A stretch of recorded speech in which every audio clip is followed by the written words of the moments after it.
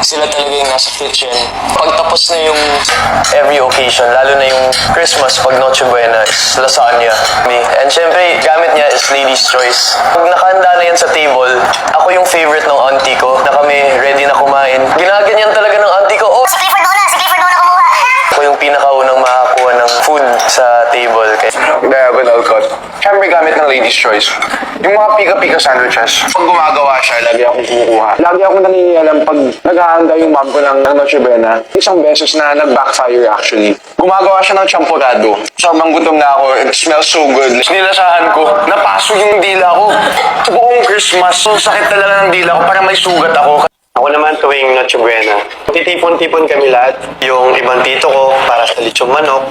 Samahin namin yung lahat ng pagkain namin. So ako yung tagalipat ng mga ulam. Tapos habang naglalakad, siyempre kukuha muna ako na sa akin. Yung lola ko, pag nakaupo na ako, plato na para sa akin lang. Tapos magsiselos yung ibang pinsan ko dyan. Sa akin lang ginagawa ng lola ko yun. Kunyari, nag-ihaw ako ng barbecue. Sa akin na yun.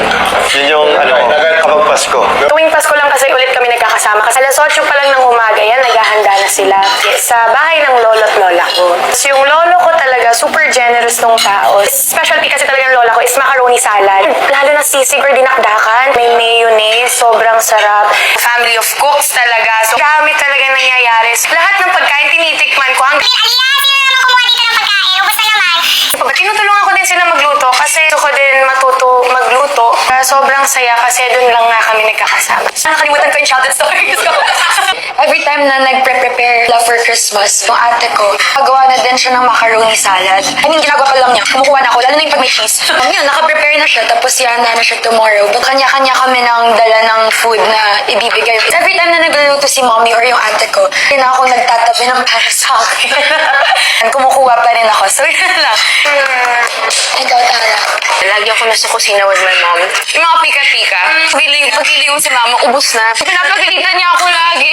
Kaya minsan pag nagbi-picture kami, nakaganon na ako kasi pinagalitan ako ng nanay ko. Kung kukuha ka, kukuha mga pinsan mo, kukuha ka kasi mo, hindi maubos na. Kuha na tayong pagkain sa Noche Buena. Macaroni salad. Kasi talagang staple sa family natin. Yun ang aking Noche Buena story.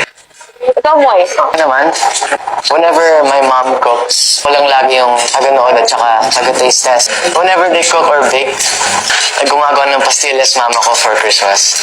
And siya yung taga-roll, ako yung taga-lagay sa sugar. Sabi niya, gano'n, nakasampu na siya. Uy, nakasampu na ako, ba't tatlo na lang natira? Tinupako ko na iba eh. Ako yung taga-kain nila. And si Ate Choco naman, siya yung nag-bake, gumagawa siyang muffins. And crinkles yung favorite ko. Tuwing gumagawa siya ng boxes of gano'n, yung isang box doon tinatago ko.